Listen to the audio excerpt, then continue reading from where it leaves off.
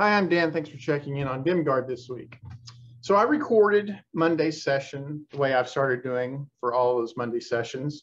That's posted in Dimgaard Adventures. And coming away from that, there was a situation that arose that I thought, oh yeah, this would be a good topic. It occurs with enough frequency that it's something that we should talk about, and it's something that we almost never talk about in any of these channels. So here we go. So here's the situation. So whenever I am putting together my adventure, like planning a session out, I have a target level range, and then that leads to a set of encounters that are appropriate for that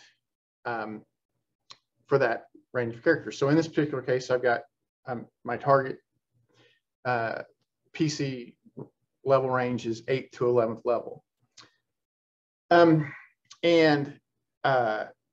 So, whenever I'm designing them, inevitably, I'm going to be thinking, oh yeah, with the type of characters that I normally play, this would be how I would overcome this challenge as a player with the type of PCs that I normally play.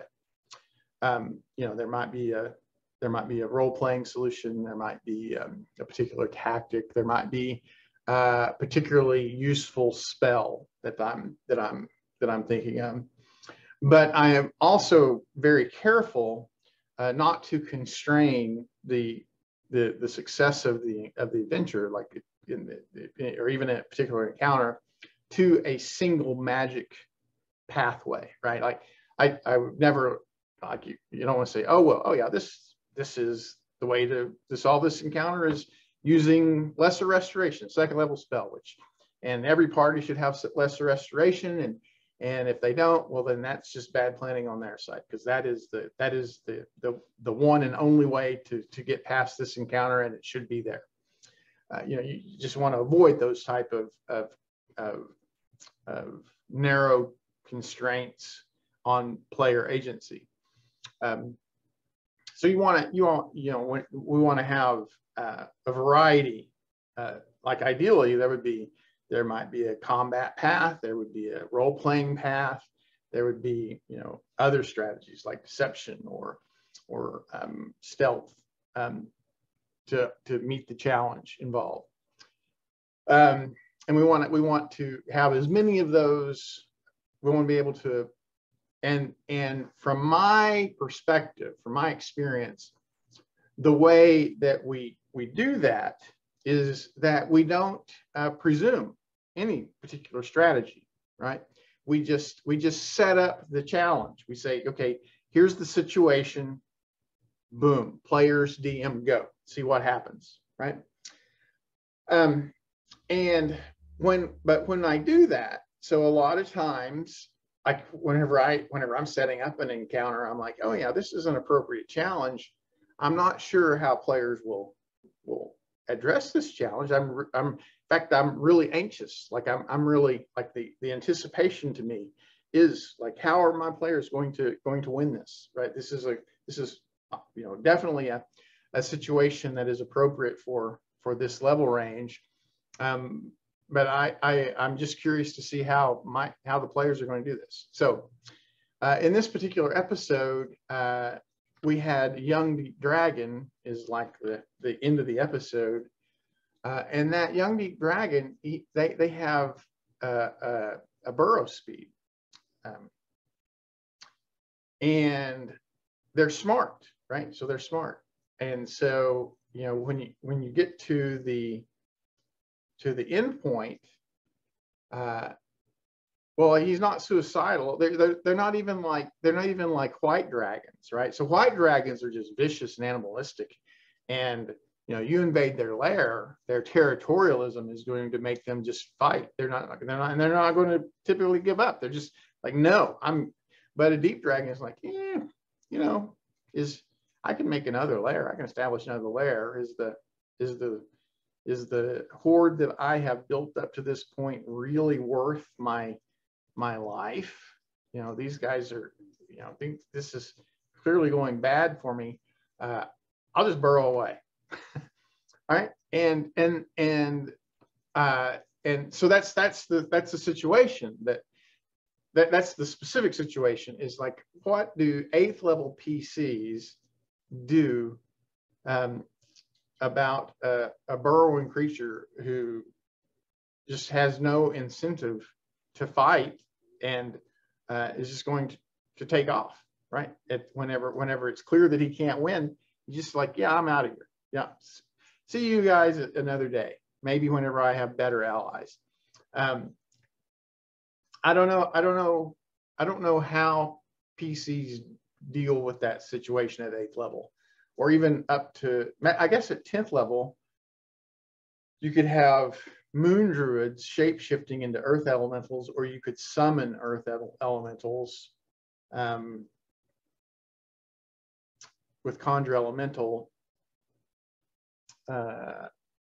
And I guess maybe if you have a way like Sentinel to reduce his speed to 0 if you can get in and attack. I don't know. Anyway, so but the general thing that I wanted to address is when you take that approach, which I do think is a good approach. I do think it's a good approach not to try to foresee the solution, that you just want to present the situation and then leave it up to the players. So you're a good player. You have characters that should be invested in this situation. I want to see what you do, right? And I'm here to be a fair arbiter of that situation. But when you do take that approach, you do run the risk of having something that's going to be inconclusive, right? Like in this particular case, the deep dragon just sort of, he just literally says, yeah, I'm burrowing out of here, and I'm going to go back to my dad and call this one a draw. And so my question is that okay, right? The thing that I'm not sure of, is it okay to not have every episode with a definitive victory? I guess sometimes it's a definitive loss too, but is it okay to have, and I think I am, like, I think, as so like from a story building perspective, the important thing to me is that inconclusive finale doesn't block the next chapter, that doesn't keep the story from evolving further. But then from a fulfillment perspective, that is a letdown, right? Like you do come away from that thinking, that there wasn't a conclusion, there wasn't to that chapter, to that particular element of the story. It was just kind of left as a to be continued type thing, and that's a little. You kind of try to structure your episodes where you build towards a climax, have that climax, and that episode is resolved, and then you have these series of, I don't know, 20 to 50 episodes where you build the greater story, and you want to have an ultimate climax of the story too. But anyway, so I guess I'm presenting as many questions as I have answers on this, and I would really be interested in other people's perspectives. Like is it okay to have, as part of a longer story arc, which that's what I'm building here with these Monday night story. It's the first to 20th level. Is it okay to have in there some of these open-ended sessions, like where it's likely that you don't end up with a conclusion to that you're going to end up with these. Now sometimes that's by design, like they're in, I don't know, somewhere around 3rd level, we introduced an NPC named Yacht, who was a lizard folk in the Granbury Quag, who, I knew that I wanted her to like come away from the initial encounter with things left unsettled, with the intention is that, oh yeah, the PCs will be encountering her in future sessions as well, and that over time she'll have a presence, and then there will be a final, but that really wasn't what I was expecting with this young deep dragon. So anyway, so like I say, I have as many questions as I have answers on this. So if you have an opinion, man, I would love to hear it. Please post in the comments or contact me on social media with your inclinations and observations and opinions about whether or not it's okay to have a session without a climax in the middle of a building an adventure, like a very long running adventure.